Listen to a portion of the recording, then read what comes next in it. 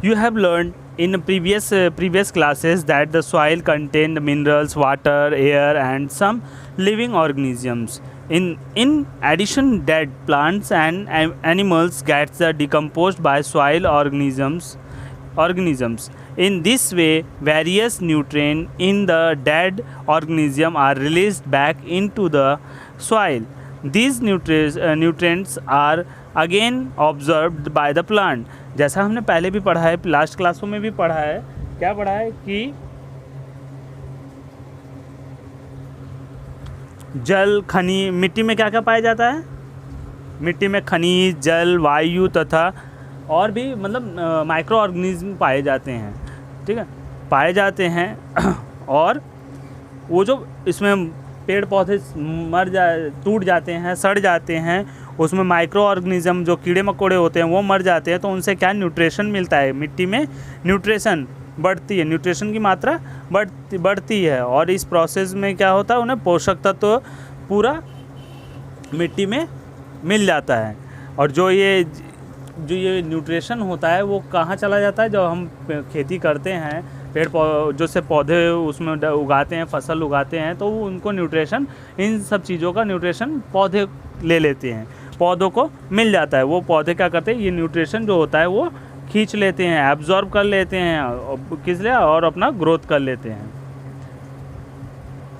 Since only a few centimetres of the top layer of soil support the plant growth, और कुछ ही centimetre जो upper layer होती है खेत में, अपर लेयर जो कुछ ही सेंटीमीटर तक की होती है, वो क्या करती है? प्लांट को ग्रोथ करने में हेल्प करती है, बढ़ने में मदद करती है। Turning and loosing the soil bring the nutrient rich soil to the top so that the plants can use this nutrient. और हम इसको क्या करते हैं? खेती मिट्टी को पलट देते हैं, उसको पोल कर देते हैं, भुरभुरी मिट्टी बना देते हैं, जिससे क्या होता है? इसमें अच्छी तरह से उर्वरकता की मात्रा बढ़ जाती है, न्यूट्रिशन की मात्रा बढ़ जाती है, जो पौधे इसमें अच्छे से ग्रो कर जाते हैं, ठीक ना। Thus turning the loosening of soil is very important of the cultivation crop. और खेती के लिए, फसल उगाने के लिए ये क्या है? मिट्टी का उलटना पलटना बहुत ही महत्वपूर्ण है, आवश्यक है। मिट्टी को अगर ऐसे नहीं तैयार करेंगे तो खेती नहीं होती। The process of losing and turning the soil is called tilling और प्लफिंग। और इस पूरी क्रिया को हम क्या कहते हैं? जो मिट्टी को उलटना पलटने की प्रक्रिया होती है, प्रोसेस होता है, इसको हम क्या कहते हैं? प्लफिंग, मतलब जुताई। इसको हम जुताई कहते हैं, प्लफिंग कहते हैं।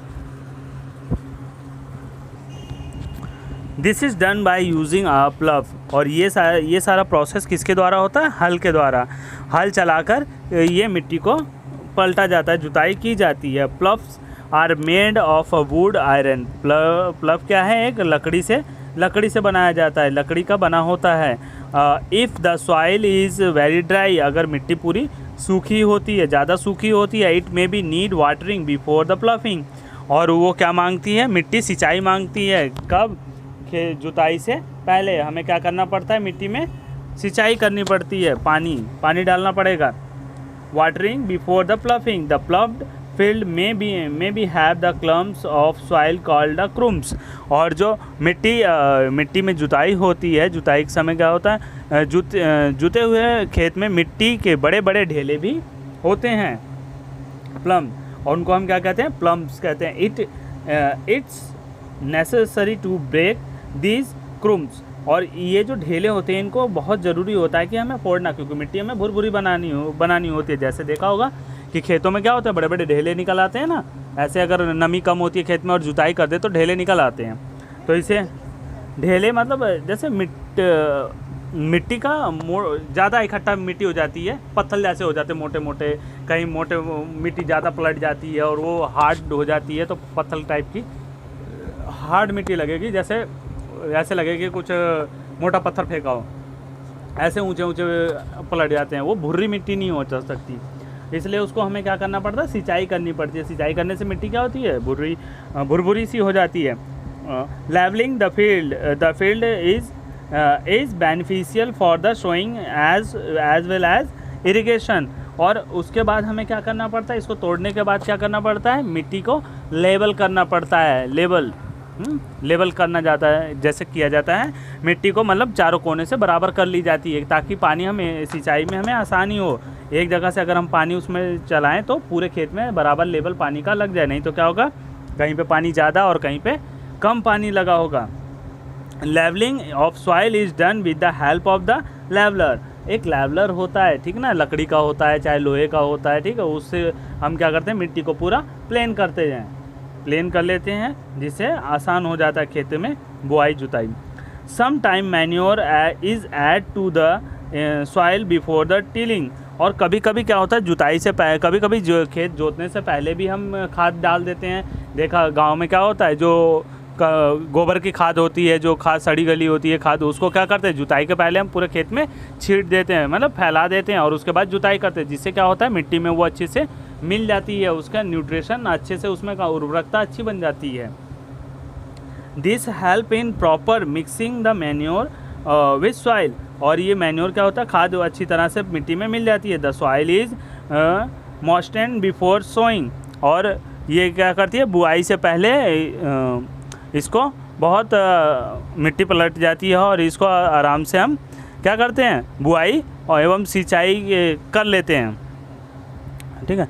पानी बुआई से पहले हम इसमें पानी भी दे देते हैं, ठीक है, खेती में। जैसे अब कभी कभी अगर मिट्टी सही नहीं हुई तो मिट्टी में नमी लाने के लिए क्या करेंगे। अब ये तो हो नहीं सकता, गेहूं के बीज हमने डाल दिया और उसमें खेत में नमी नहीं है, तो जानते हो जब तक नमी नहीं होगी खेत से अंकुरण नहीं निकलेगा, ठीक ना, अंकुरित नहीं होगा बीज। और उसके लिए हम पानी उसमें डालेंगे, जिसकी वजह से वो अंकुरित हो जाता है। नमी खेत में रहेगी मिट्टी में तो वो फसल उगना शुरू कर देगी। चलो नेक्स्ट हेडिंग है एग्रीकल्चर इम्प्लीमेंट्स। इम्प्लीमेंट्स मतलब होता है औजार या खेती में मतलब काम आने वाले हथियार, ठीक है, लिख लो, उसे लिखना।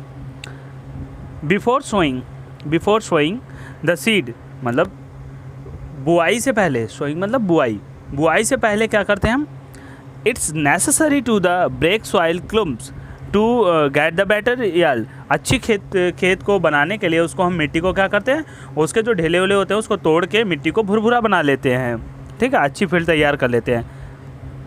This is done with the help of various tool. और ये अलग अलग औजारों के माध्यम से, मतलब हेल्प से किया जा सकता है। Tools, the main tools used for this purpose are the plough, hoe and cultivator. और इसके जो खेती के लिए मेन जो टूल्स हैं, हथियार हैं, वो कौन कौन से हैं, प्लफ, हल, होए मतलब कुदाल, और कल्टीवेटर मतलब कल्टीवेटर, जो ट्रैक्टर वगैरह के कल्टीवेटर्स आते हैं उनको बोलते हैं हल। वो भी हल होते हैं लेकिन ज़्यादा बड़े बड़े होते हैं। ये सिंगल होता है, यहाँ देखो डायग्राम में जैसे तुम देख सकते हो, तुम अपनी अपनी बुकों में देख लेना, ठीक है।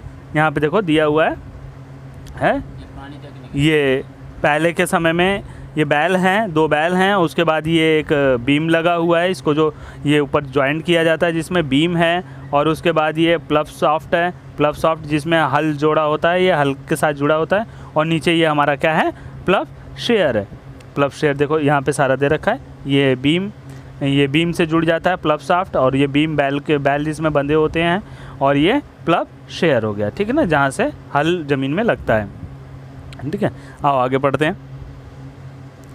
प्लफ, अब प्लफ के बारे में जानकारी देते हैं, प्लफ किससे बना हुआ है, कैसे नहीं, कि क्या क्या लग करके बना हुआ है, ठीक है, उसके बारे में पूरा दिया हुआ, पूरी हेडिंग, प्लफ की हेडिंग पढ़ते हैं। This is being used since Asian times for tilling the soil. ये प्राचीन समय से चला आ रहा है, प्राचीन काल से ही हल का प्रयोग जुताई के लिए किया जाता है। एडिंग द फर्टिलाइज़र और टू द क्रॉप, और फसल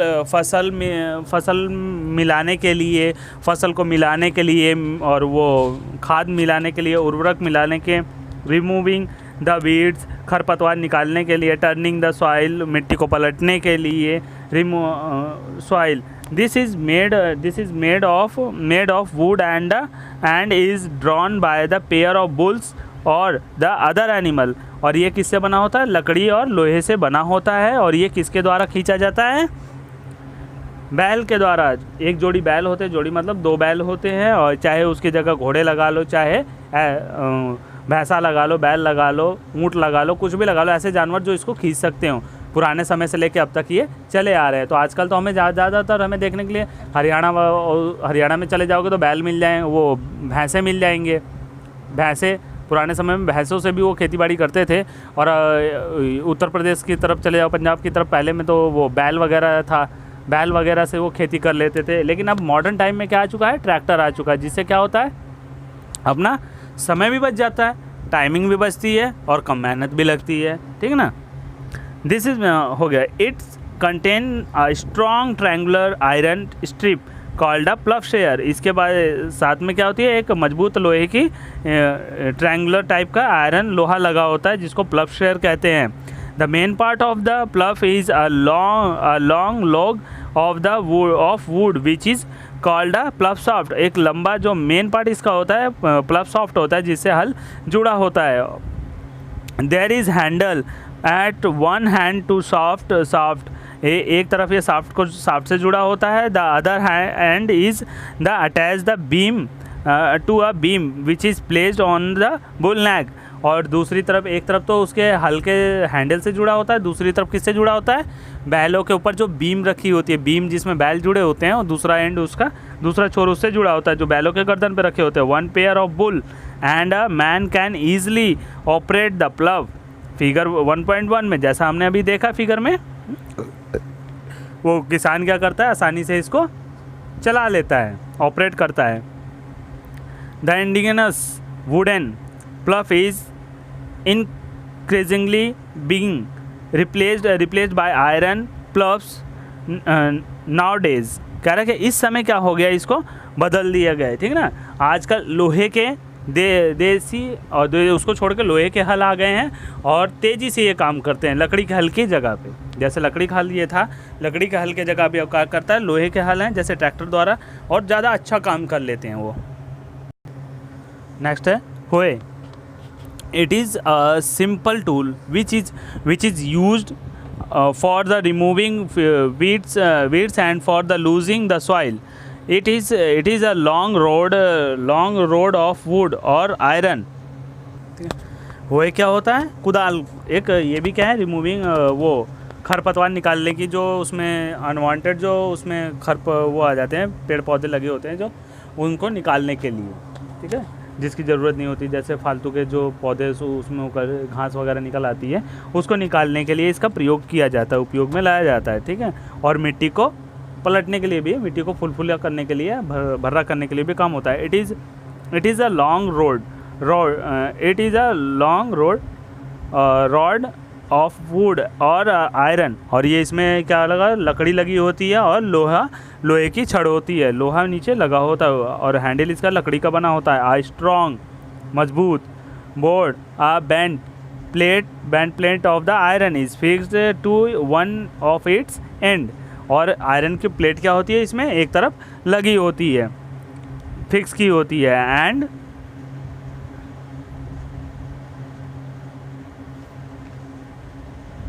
एंड वर्क्स लाइक ब्लेड। और ये काम कैसा करता है, एक ब्लेड की तरह काम करता है। It is pulled bye a animal. और ये जानवर के थ्रू क्या कहता है, तो इसे खींचा जाता है। नेक्स्ट है cultivator. Now a day ploughing is done by the tractor driven cultivator. और अब जो आजकल की खेती हो रही है वो किसके थ्रू हो रही है, ट्रैक्टर के द्वारा। जो अब इसमें जो कल्टीवेटर हल यूज़ होते हैं उसे बोलते हैं कल्टीवेटर। और ये ट्रैक्टर के द्वारा चलाया जाता है, जो आसानी से कम टाइम में ज़्यादा खेती कर रहा है। The use the cultivator save the labour and time. और इसमें क्या करता है, समय, मजदूरी भी बच जाती है, और क्या हो जाता है, अरे तो वही हो गई ना, मतलब मेहनत कम लगता है, ठीक है, हमें मेहनत कम करनी पड़ती है और हमारा समय भी बच जाता है, और कम टाइम में ज़्यादा खेती हम आसानी से कर लेते हैं, जैसे फिगर में दिया हुआ। नेक्स्ट टॉपिक हमारा है सोइंग मतलब बुआई। Sowing is an important part of crops production. Before sowing, good quality, clean and healthy seeds of goods variety are selected. और बुआई से पहले हम क्या करेंगे, सबसे पहले हमें क्या देना होगा, अच्छी क्वालिटी के बीज और साफ़ सुथरे हेल्थी स्वस्थ बीज और अच्छी वैरायटी के सेलेक्ट करने होंगे। Farmers prefer to use seeds which give high yield. और उसे प्राथमिक अच्छे बीजों को क्या करना चाहिए, बोना चाहिए, जिससे अच्छी उपज पैदा हो, ठीक है। और सेलेक्ट द सीड्स, बीज का चयन। One day I saw my mother put some gram seeds in vessels and pour some water on the them. और उसको क्या करती हैं, कुछ इसकी किसकी पहले की माँ है, क्या करती हैं, एक बर्तन में किसके चने के कुछ बीज चने लेती हैं और बर्तन में रख के उसे पानी में डाल देती हैं। और कब, आफ्टर पानी में डालने के बाद after few minutes some seed started to floating on top. और कुछ समय के बाद पानी में क्या होते हैं, कुछ बीज तैरने लगते हैं, जो मतलब ख़राब होते हैं वो बीज तैरने लगेंगे। कभी भी डाल के देखना, कुछ चने ऊपर तैरने लगते हैं तो मतलब वो ख़राब होते हैं। I wonder why some seeds float on water.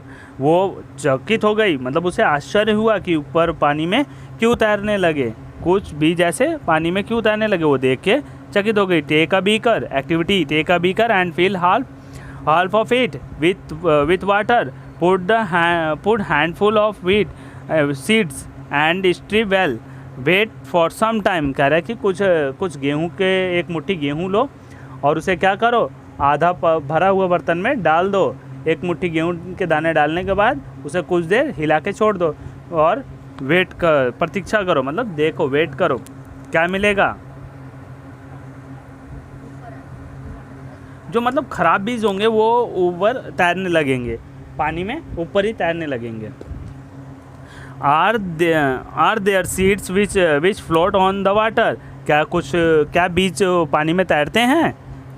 Would those be rather lighter और heavier than those which sink. कह रहा कि जो भारी बीज होंगे वो डूब जाएंगे और जो हल्के होंगे वो क्या होंगे, तैरने लगेंगे। Why would they B lighter. कह रहा है कि वो हल्के क्यों हो गए। Damage seeds become hollow. कह रहा है कि जो डैमेज सीड होते हैं वो क्या हो जाते हैं, उसमें हल्के खोखले हो जाते हैं, ठीक है ना। And are they is lighter, और वो हल्के हो जाते हैं। Therefore they float on water. इसी कारण से क्या करते हैं, वो पानी पे तैरने लगते हैं। This is a good method for the separating good healthy seeds from the damage ones. कह रहे कि जो स्वस्थ अच्छे बीज में से क्या होते हैं, ख़राब बीज निकालने का ये एक बहुत आसान तरीका है। Before sowing one of the important task is to know about the tools used for sowing seeds. कह रहा है कि इससे पहले हमें बुआई से पहले क्या करना पड़ेगा, उसके औजारों के बारे में जानना आवश्यक है। बुआई के लिए कौन कौन से हथियार यूज़ करते हैं। ट्रेडिशनल टूल, मतलब बहुत पुराने समय से जो परंपरागत चले आ रहे हैं टूल, उनके बारे में हम पढ़ेंगे। Tools used traditionally for sowing seeds is shaped like the funnel figure 1.2 में दिया हुआ है, ठीक है ना। 1.2 फिगर में देखोगे, इसी के नीचे ये दिया हुआ है। ऐसे इसमें डाल के बुआई होती थी, ठीक है ना, साथ साथ में वो बोते चले जाते थे पहले के समय में। The seeds are filled into the funnel में क्या करते थे, सीड्स भर देते थे। पास डाउन थ्रो 2 और 3 पाइज हैविंग शार्प इंड्स। उसके जो पतले जो धारीदार थे नुकीले सिरे से क्या करते थे, उस पाइप से 2 या 3 दाने ही नीचे गुजरते थे। These ends pipes into the soil and place seeds there. और उसमें से गुजर जाती थी और मिट्टी में, जहाँ पे मिट्टी में बो दिया जाए, मतलब जम जाती थी, वहाँ पे डाल देते थे। धीरे धीरे वो स्थापित हो, मतलब एक जगह रख जाती थी, जब कुछ दूरी पे वो बोते चले जाते थे, पड़ती जाती थी मिट्टी में। नेक्स्ट टॉपिक है हमारा, ठीक है, seed drill. Now a days this seed drill, अब क्या है, सीड ड्रिल आ गई, ये जो इसमें लगे हुए हैं, ठीक है ना, इसमें भर दो और ये क्या करता है, जगह जगह वो खुद ही बोता चला जाता है। Is used for sowing with the help of tractor, और ये ट्रैक्टर की मदद से क्या करता है, खेत में बीज को बोता है। This shows the seeds uniformly at equal distance and depth, और ये क्या करता है, एक बराबर दूरी पे, समान दूरी पे इसको और अच्छे ढंग से एक गहराई में इसको बो देता है। It's ensure that seeds get covered by the soil after the sowing. और ये तय करता है कि मतलब जो सुनिश्चित करता है कि इससे हमें कंफर्म हो जाता है कि जो बीज हमने बो दिया है वो अच्छे से मिट्टी से ढक चुका है, ऊपर नहीं है। This protect seeds from being eaten by the birds. और जब मिट्टी से ढक जाता है तो चिड़िया के खाने से ये बच जाता है, ताकि इसे चिड़िया ना चुग पाए, पक्षियों द्वारा मतलब ना खा जाए, नहीं तो खा लेंगे तो उगेगा ही नहीं। चिड़िया अगर खेत खा गई तो फिर उगेगा ही नहीं उसमें। Showing by the using seed drill save time and labour. और इससे अगर हम काम करते हैं तो क्या होगा, हमारी मेहनत कम लगेगी और बचत भी होती है। There is a necessary near my school. ये क्या कह रहा है कि हमारे स्कूल के समीप एक पौधशाला है, नर्सरी कह रहा है there is a nursery near my school. कह रहा है उसके स्कूल के पास एक क्या है, नर्सरी है। नर्सरी मतलब पौधशाला, ठीक है ना। I found that little plants were kept in small bag. और why are they kept like this. कह रहा है कि छोटे छोटे थैलों में छोटे छोटे पौधे थैलों में रखे जाते हैं, वे इस प्रकार क्यों रखे हैं। कह रहा है कि वो ऐसे क्यों रखे होते हैं छोटे छोटे पौधे। पहली बताती है seeds of a few plants such as a paddy are first grown in a nursery. कह रहा है कि जो धान की बताती है कि धान जैसे कि पहले क्या करते हैं, उसको पहले पौधशाला में उगाया जाता है, मतलब एक अलग खेत में पहले उसको इकट्ठा उगा लिया जाता है, फिर उसको उखाड़ते हैं। When they grown into the seedling, जब वो लगाने लायक हो जाते हैं तो उसको क्या करते हैं, they are the transplanted to the field manually. और फिर उसको उखाड़ के फिर क्या करते हैं, खेतों में रोप दिया जाता है, लगा दिया जाता है। Some forest plant and flowering plants are also grown in the nursery. और कुछ पौधे ऐसे ही हैं, पेड़ पौधे जो पौधशाला में उगाए जाते हैं और बाद में उन्हें सही जगह पे लगा दिया जाता है जहाँ जैसी ज़रूरत होती है। Appropriate distance between the seeds is necessary to avoid the overcrowding of plant.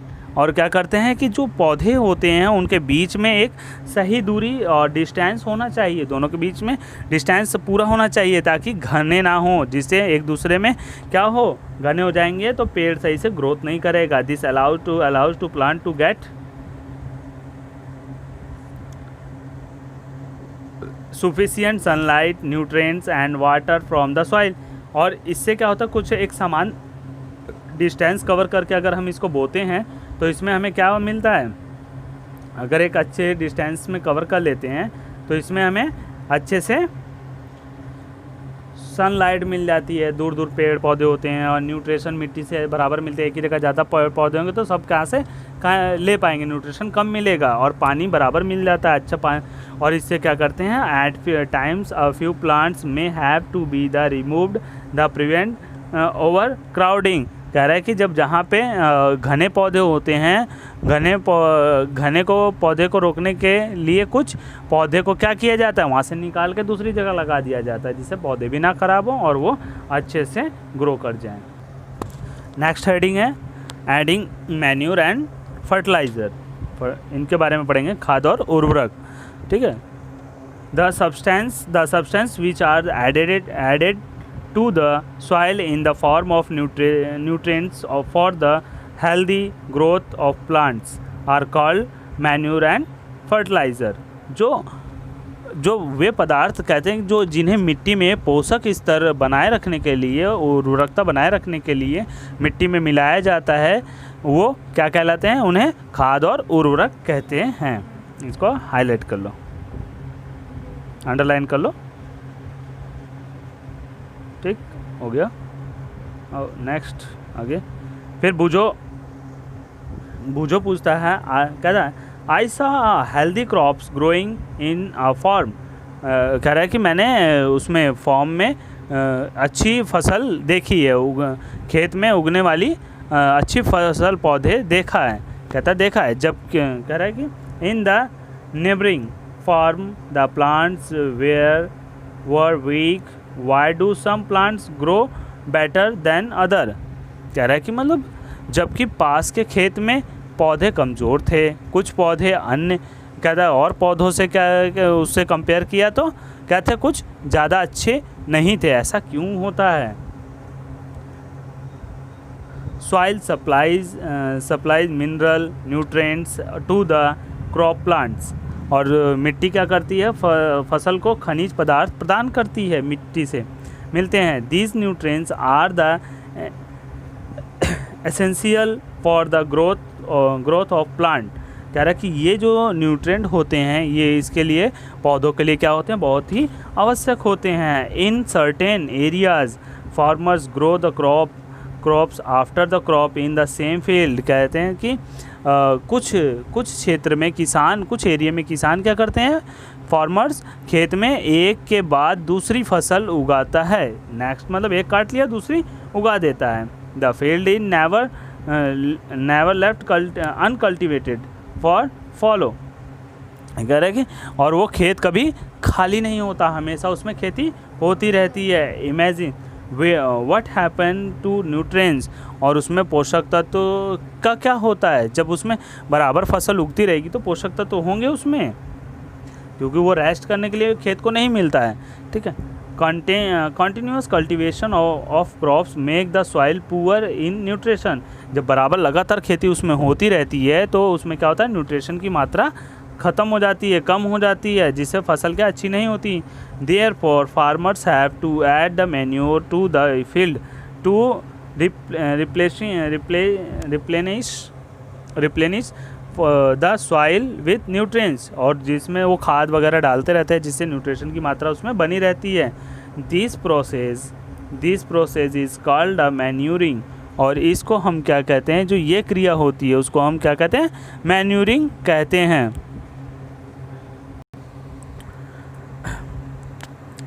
Manure is an organic substance obtained from the decompositions of plant or animal wastage।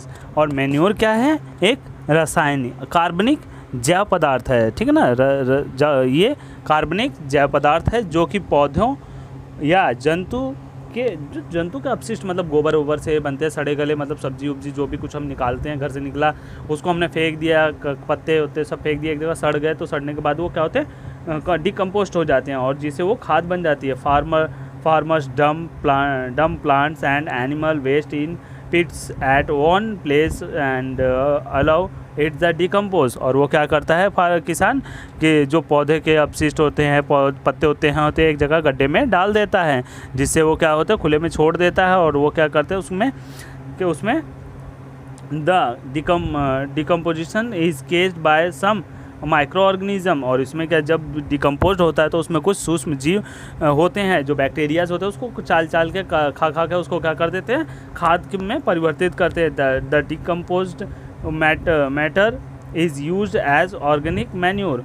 और जो ये डिकम्पोज खाद तैयार होती है उसे हम क्या कहते हैं, ऑर्गेनिक मैन्योर कहते हैं। ठीक है ना, ये ऑर्गेनिक मैन्योर हो जाती है। You have already learnt about the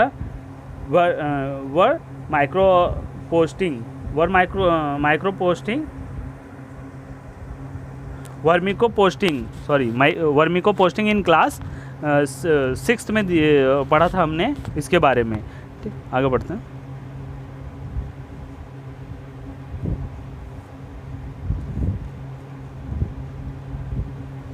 Did plant in all the glasses grow at the same pace? This glass showed better growth of plants in which glass was the growth fast। कह रहा कि ये जो activities दी है इसमें कौन से glass का प्लांट जल्दी ग्रोथ करेगा, कौन से प्लांट का नहीं करेगा। तो ये एक्टिविटीज़ पढ़ने के बाद इसमें हम देख लेंगे। नेक्स्ट है fertilizer are the chemical which are rich in the particular nutrients। और फर्टिलाइज़र जो होता है ये केमिकल के थ्रू बनाया जाता है, जिसमें क्या होता है, न्यूट्रिशन की मात्रा ज़्यादा होती है। How are they different from manure. और ये मैन्योर से कैसे अलग है। Fertilisers are produce in factory. Fertiliser क्या होता है, कंपनियों में, फैक्ट्रियों में बनाया जाता है, इसका उत्पादन होता है। Some examples are of fertilisers are urea, ammonium sulphate, super phosphate, potash, NPK में क्या होता है, नाइट्रोजन, फास्फोरस, पोटेशियम, ये सारी खाद है। ये किसके एग्जाम्पल हैं, ये कौन से उर्वरक के एग्जाम्पल हैं?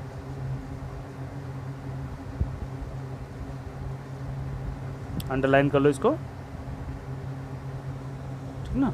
फर्टिलाइज़र होते हैं, ये कंपनियों में तैयार की जाती है biochemical. The use of the fertilisers has help farmers to get better yield of crops such as wheat, paddy and maize। ये क्या होता है, मक्का और धान की खेती में क्या करती है, बहुत अच्छी तरह से न्यूट्रिशन प्रदान करती है, मतलब सहायता हेल्प करती है, उसमें न्यूट्रिशन की मात्रा बढ़ा देती है मिट्टी में। But excessive use of fertilizer has made the soil less fertile. और ज़्यादा मात्रा में अगर इसका हम प्रयोग करते हैं तो क्या होती है, मिट्टी कम उपजाऊ हो जाती है। Fertilisers have also become a source of water pollution. और फर्टिलाइज़र से क्या होता है, ये एक जल प्रदूषण का कारण बनती है, ठीक ना। इसके बनने में क्या होता है, पानी वो पॉल्यूटेड हो जाता है, जो पानी जो क्या है, जल प्रदूषण का एक स्रोत बन जाता है, पानी से पॉल्यूटेड हो जाता है। Therefore, in the order of the maintain the fertility of soil, we have to substitute the fertilizers with the organic manure or leave the field uncultivated in between two crops। कह रहा है कि 2 फसल के बाद हमें क्या करना चाहिए, खेत को छोड़ देना चाहिए, गैप रखना चाहिए, जिससे क्या हो सके, और उसमें खाद वगैरह डाल देनी चाहिए, कौन सी, मैन्योर वाली, और जिससे उसमें क्या करे, उर्वरकता की मात्रा, न्यूट्रिशन की मात्रा बढ़ जाए। द यूजेज ऑफ मैन्योर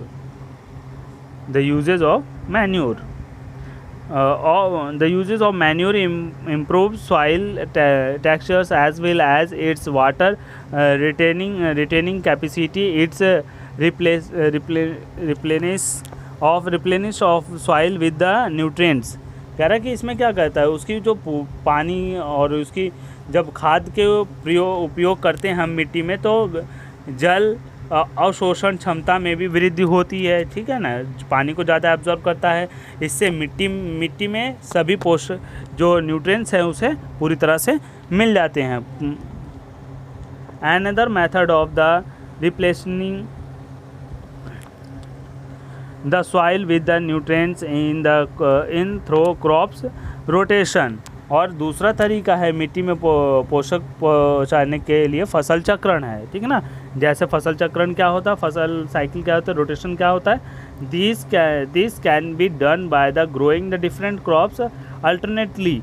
कह रहा है कि अगर हम इसमें अलग अलग फसल की खेती करें तो क्या होगा, ये अपने आप ही एक के बाद एक अगर फसल उगाए तो क्या होगा,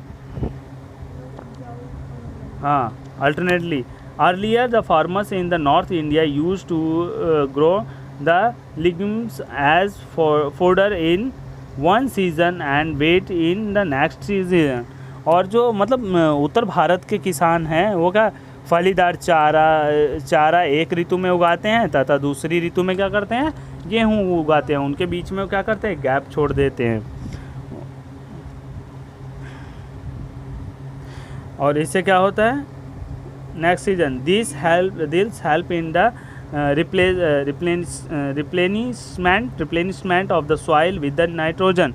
और जिससे क्या होती है, नाइट्रोजन उसमें पूरी तरह से इकट्ठा हो जाता है, भर जाता है, कमी नहीं रह जाती, मिट्टी में दोबारा से नाइट्रोजन की मात्रा बढ़ जाती है। These help farmers are being the encouraged to adopt this practice. और इससे क्या होती है, किसान इस सिस्टम से अपने लिए क्या करता है, प्रोत्साहित किया गया है। ये प्रोसेस जो है उनको क्या किया गया है, बहुत उत्साहित करके, मतलब इसके लिए उन्हें जागरूक किया गया है, बताया गया है, जिससे वो ये करते हैं। In the previous class you have learned about the rhizobium के बारे में पढ़ा। Rhizobium bacteria, these are the present in the nodules of the roots and roots of leguminous plants। they fix atmospheric nitrogen, और ये क्या करते हैं उसमें नाइट्रोजन को मिट्टी में बनाए रखते हैं। जैसे कि हमने पिछली क्लासों में पढ़ा है, राइजोबियम बैक्टीरिया के बारे में पढ़ा है। यह फलीदार पौधों की जड़ों की ग्रंथियों में, मतलब जड़ों में पाया जाता है, और उसमें एटमॉस्फेयर से क्या करता है, नाइट्रोजन मिट्टी में पूरा कर देता है, फिक्स कर देता है। ठीक है, नेक्स्ट पेज में दिया गया है difference between the fertiliser and manure. उर्वरक और खाद में अंतर है। Fertiliser is man made inorganic salt. कह रहा है कि फर्टिलाइज़र क्या है, मानव निर्मित है। ठीक ना, नमक लवण में पाई जाती है, नमक पाया जाता है, नमक मात्रा में। Manure is a natural substance obtained by the decompositions of cattle dung and plant residue. कह रहा है कि ये सड़े गले पौधे और मिट्टी, गोबर, इन सब से मिलके ये बनती है। और fertiliser is prepared in factory. Fertiliser फैक्ट्रियों में बनती है। और ये जो मैन्योर है, manure can be prepared in the field, और वो खेतों में तैयार की जाती है।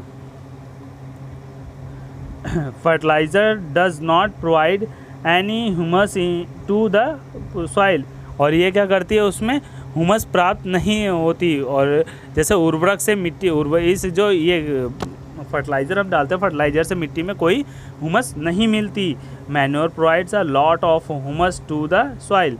और मैन्योर से क्या करता है, उसमें मिट्टी में बहुत ज़्यादा हुमस मिल जाती है। Fertilisers are very rich in plant nutrients like nitrogen, phosphorus and potassium. और जो ये उर्वरक है, उर्वरक में जो पोषण होता है, न्यूट्रिशन होता है, जैसे कि ये फास्फोरस है, नाइट्रोजन, पोटेशियम बहुत मात्रा में होता है, प्रचुर मात्रा में, मतलब जितनी ज़रूरत होती है उतना पूरा होता है। Manure is relatively less rich in plant nutrient. और मैन्योर में क्या होती है, इसमें फर्टिलाइज़र के अकॉर्डिंग इसमें कम न्यूट्रिशन पाया जाता है, न्यूट्रिएंट पाया जाता है। Give the difference between fertiliser and manure. ठीक है ना, यहाँ पे टेबल में दिया गया है, इनके बारे में हमने पढ़ा। अब एडवांटेज ऑफ इनके मतलब एडवांटेज क्या क्या है। एडवांटेज ऑफ मैन्योर के एडवांटेज क्या है, इसको देखते हैं।